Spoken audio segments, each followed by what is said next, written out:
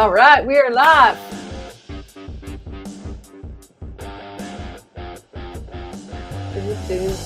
Ready to go. All right, everybody, it's Sandra Horton. Thank you for coming and listening in, whether it's now or later. Today is a powerful day to be limitless, not limited. Who doesn't want that? So, my name is Sandra Horton, and I am known as the Growth Catalyst. I've been studying not only my life, but others in leadership positions, really learning and leaning in to what is it to be to live limitless, to lead as a limitless leader, not limited. These are all powerful questions that I want to dive into today. There's also three different areas as a leader that I think are very powerful topics as they relate to limitless leading and leadership. And the first one, I just got my little page here because there's so many I'm going to bring in. Hello, welcome. Is to talk about how to overcome fears and limited thinking, to build better self-awareness so you can balance competing demands. Who doesn't want that as a leader? Whether you're formal or informal. And the third area I want to really dive in today is how to supercharge your teams. So I have a question for you. You know, my journey has been one of perhaps having been limited in my past, but no longer. Where are you at in your journey? So I want you to take a quick moment of reflection, breathe in, and just ask yourself that simple question. Where am I at? Do I believe that I am limitless in myself, in my capabilities, in my opportunity to make a difference in the lives of those who I surround myself or who I lead? Am I limitless? Or am I limited in certain ways around fears or less than glorious ways of truly believing in your capacity and your capabilities?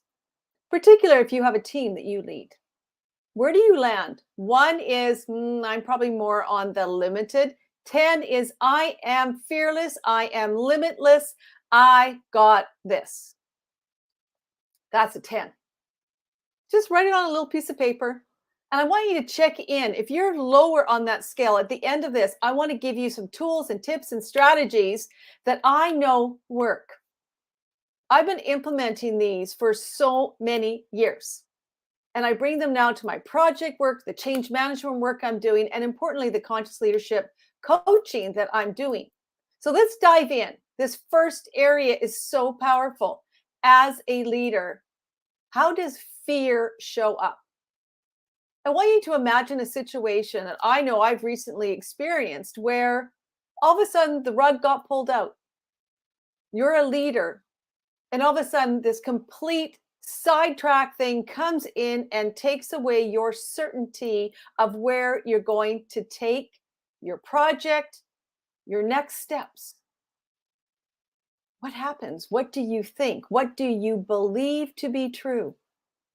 For many leaders right here and right now, this is exactly what is happening.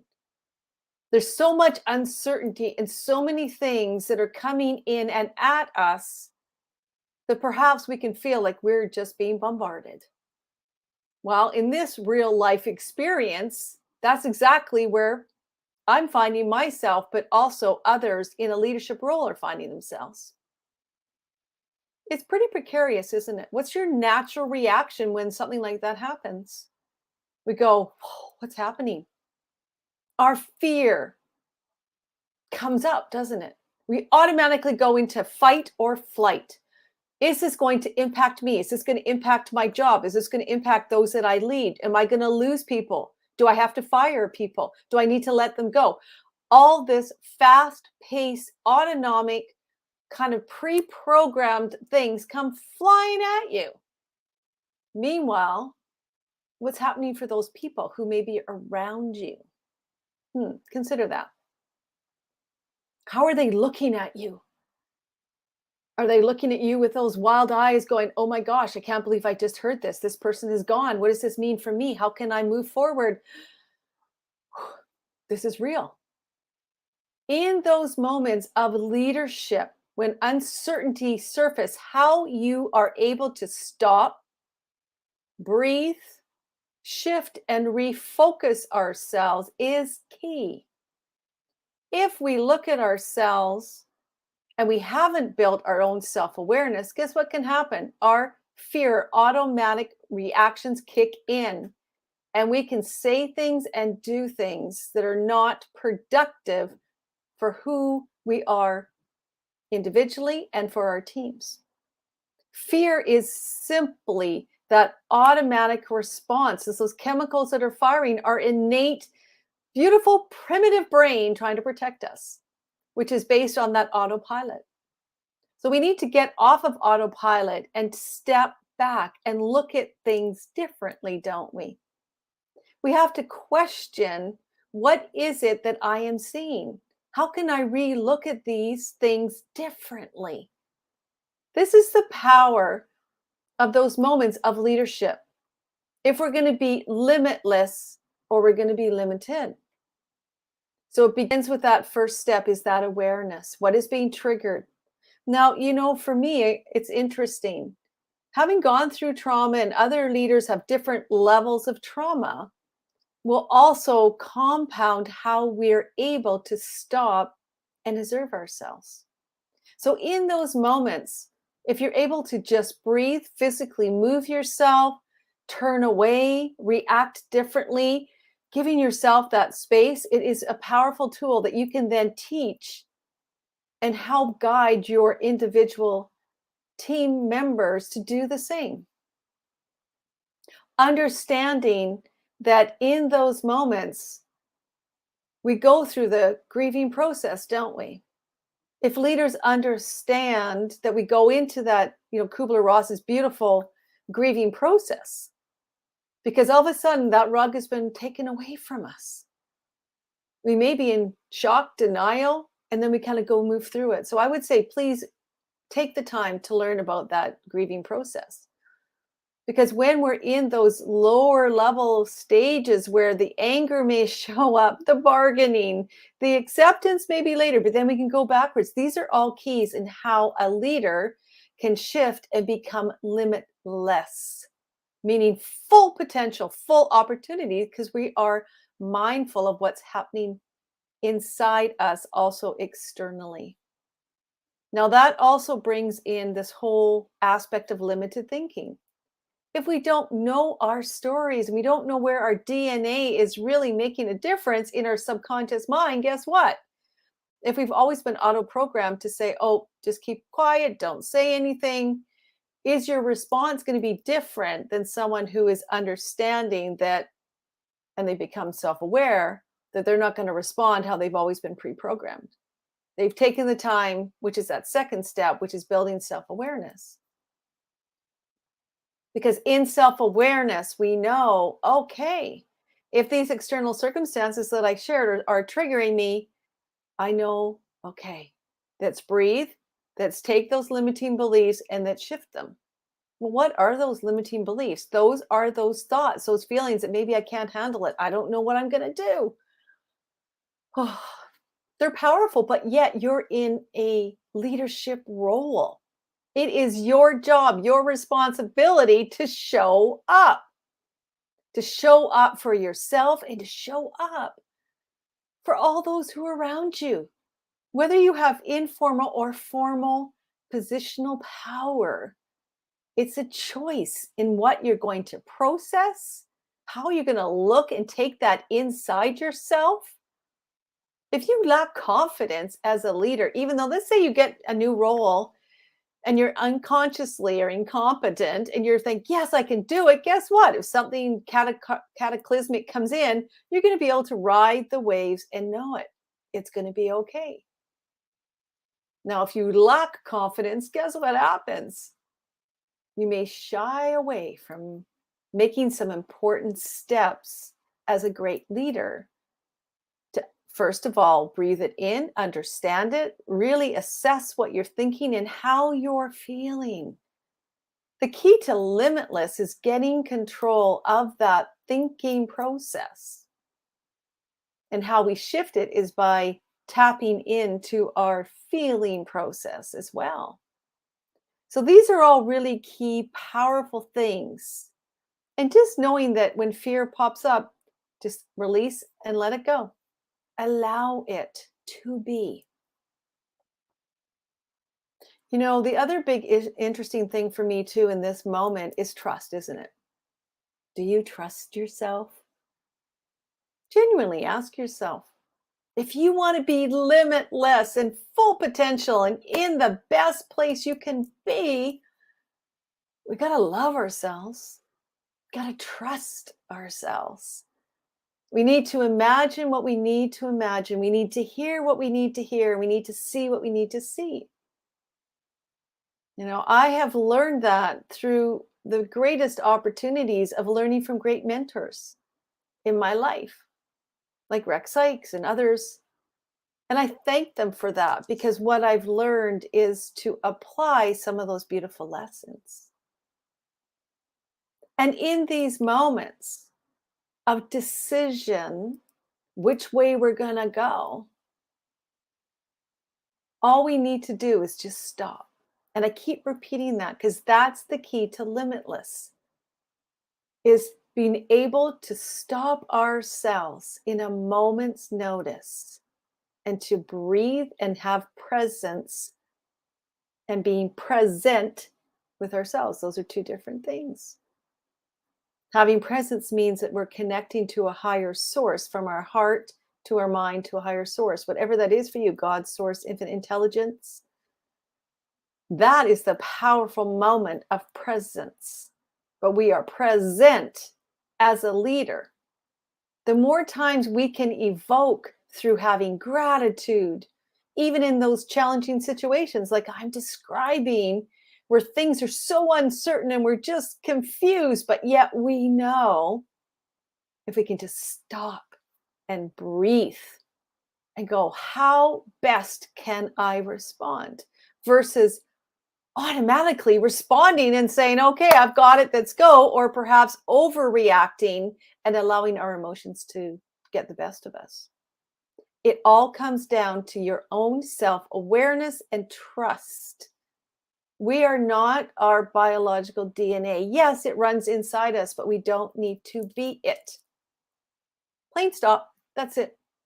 So if you want to be a limitless leader, just know that you can be whatever and however you want to be. You just have to imagine it and then stop, reprogram, and keep going. Love is a key piece for me. I was talking to someone earlier who I greatly admire. And we were talking about the importance of love.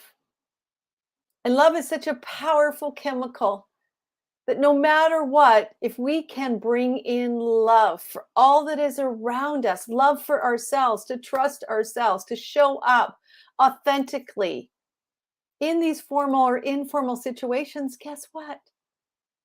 We can and we are limitless because we come from truth, from source. We are the source. We connect into that beautiful, amazing space. What would your leadership, what would you look like if you were such a beautiful, powerful source? In any moment, you could tap into that power. What would you do? What would you say? What would you be? That's what I love about this. It's inspiring our hearts to sing. It's inspiring our own personal actions so that others who are around us are inspired. When I first started, it was about fear and being limited. It is a choice. So in your leadership, there are some strategies. I'm going to go into our second point now about how to balance, how to take time to be able to balance these delicate things in our lives behind our fear responses and our ability to just stop and observe in that present moment. They do show up for us all the time. It's what we focus on. It's our energy. It's the energy that we bring to each of those extremes. Fear can have us going down a tunnel faster than we know. And so can love ignite us towards another destiny as fast as we know. Each has power. It's how we define what that is for ourselves as a leader, however we define a leader to be. It's always a choice in the power we give. We give away our power or we keep our power. And so for me to be limitless, I keep my power. And how I keep my power is I build self-awareness and I build trust within. And in trusting myself, I understand that I am both a sending and a receiving individual.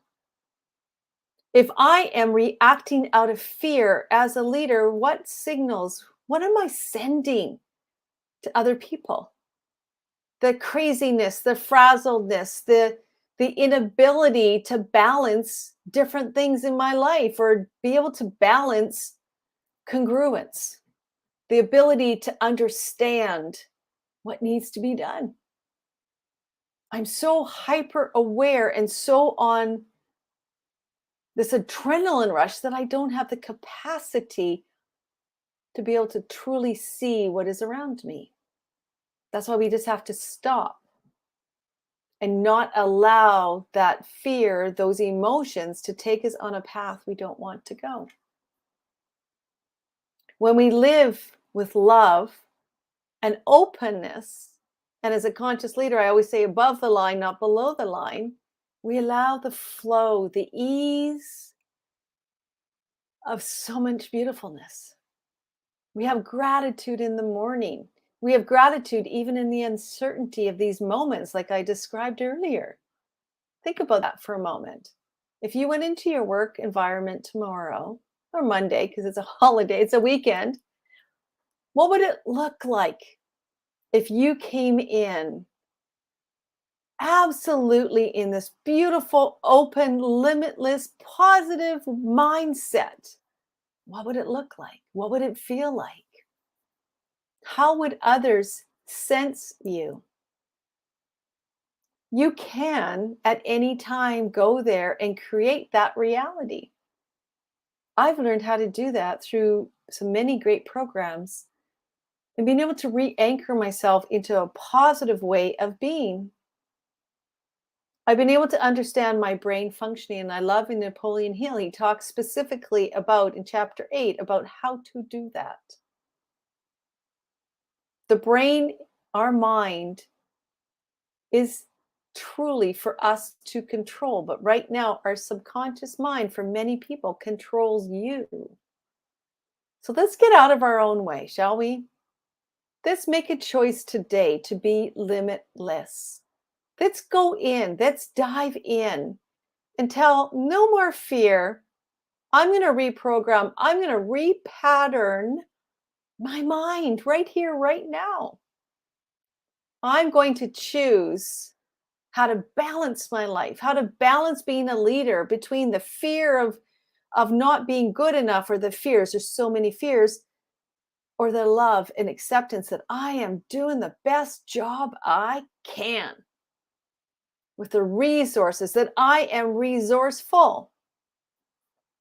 Two different extremes, isn't it? Where do you land? How do you do this? Well, the solution is very easy.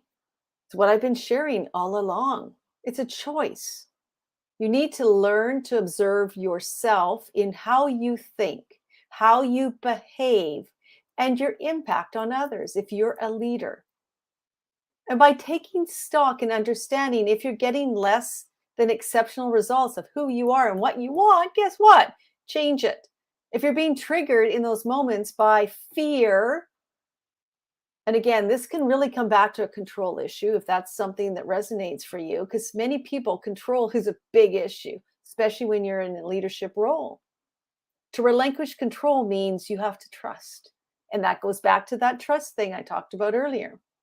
Trust yourself. If you're able to, and you can do it now, release the control. Trust that you have everything that you need that is within you, that you have unique, beautiful gifts and skills. Guess what? Those who you serve will feel it, they will see it. You will be in congruence between your thinking and your actions. Just consider that. We need to invite our creativity in order to do that. And one of the great things we can do to invite creativity, because we're moving past this pre-programmed, automated, rote, subconscious mind that says react this way, think this way, behave this way. Heck no. Stop, move aside. I'm choosing a whole new way. And that's okay. That's a beautiful thing.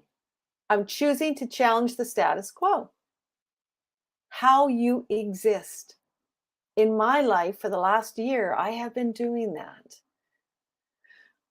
And it's been such a beautiful, beautiful journey because I've realized that when I lean into fear and release it straight on, when I realize that I'm no longer that programmed person, so much possibility exists. And now I've stepped in and integrated all aspects of me. I trust myself. Trust, again, is so powerful. So how do you build trust in this? This is still the second point about being able to manage and balance different demands. It's trusting and knowing inside you that when you start to get those heart signals, your emotions will show up in your body. For me, I know when I'm being overwhelmed, I feel it in my stomach because we're energy beings, excuse me. So as we start to really hone in and we go inside, because it's an inside job, 100%, we get signals. So if you don't know how to tap into your signals to be able to get those early signals, the simplest and easiest way is to start to meditate or go for a walk or quiet your mind. And then ask yourself different situations that evoke different emotions, and you'll just pay attention. On the inside of you, where do you see it? Where do you feel it? What do you hear yourself think? And write it down. This is a journey into ourselves. And by knowing that when that signal comes up, and we talk about this is our emotional self-awareness, then we can make different choices. We're not going to be sabotaged. Perhaps, I know for me, when I used to suppress my voice, when I got fearful or a signal came up that I didn't understand, I just would shut down. I would avoid it. I would not confront it. That's all changed. That's gone out of the way. So it can happen, but it does happen for many people. So take stock, and then you can make different choices. So one of the other great things that I've learned through this personal journey is being purposeful and intentional and rebuilding habits to replace old negative ways of being. And then you can balance different demands. You're able to listen internally to yourself so that you're not being pushed to your limit. So then you overreact. That's the thing about being limited. We can be very scared to push the limits. But I'm going to challenge you today. Push the limits. Push yourself, but do it in a way that's easy. Easing in is one of the greatest things we can do for being able to balance different demands. I have found when I pushed too hard, perhaps for me, because I am connected to my higher source, for God, for me, that the time wasn't right. Sometimes when we push so hard, we can push and get a result, but it may not be the right result. And I'm not offering right or wrong, good or bad. It just is what it is. So if we can allow ourselves to, as I said earlier, to come back into our own presence, present moment, then we can listen, we can hear, and we can make different choices. All right, I want to go on to the next one, which is that link, that bridge, if I may, into that solution about how do we supercharge our teams? Well, supercharging our teams takes all of these actions and applies it to our team members, to leading, to being an authentic, heart led, conscious leader. It's very simple to supercharge a team. Everyone thinks it's super hard. It's not. If you truly know yourself and you show up authentically in a positive heart space, doing repeated positive patterns, people understand you.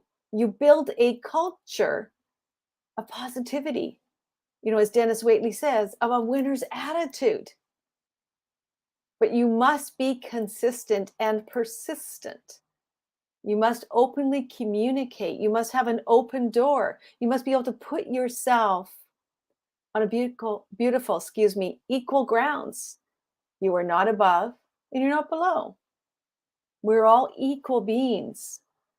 Teams are inspired when their leaders genuinely understand their reality. What is it that they feel? What are their concerns? What are their fears? So if you understand your fear triggers and you've done your work, guess what? You have the opportunity to help your team dive into theirs. But you have to think about how it is and always check in with how you show up. That is a key in when you're supercharging your team. Because the rah, rah, rah isn't always going to work. There's a place and there's a time. But what really moves, and research has shown this, those truly heart-led, conscious leaders understand to have that open door, to always be questioning their thinking, their ways of behaving, and inviting in a dialogue, inviting everyone in to share their opinion, because there's always a new way forward. They're radically responsible. They take accountability for everything in their life, good or bad. So just consider that. How are you showing up for your team? If you're not showing up in a way you want, just change it. Make a strategy of having an open door, of becoming a conscious leader, of knowing yourself and then taking deliberate and positive action day in and day out.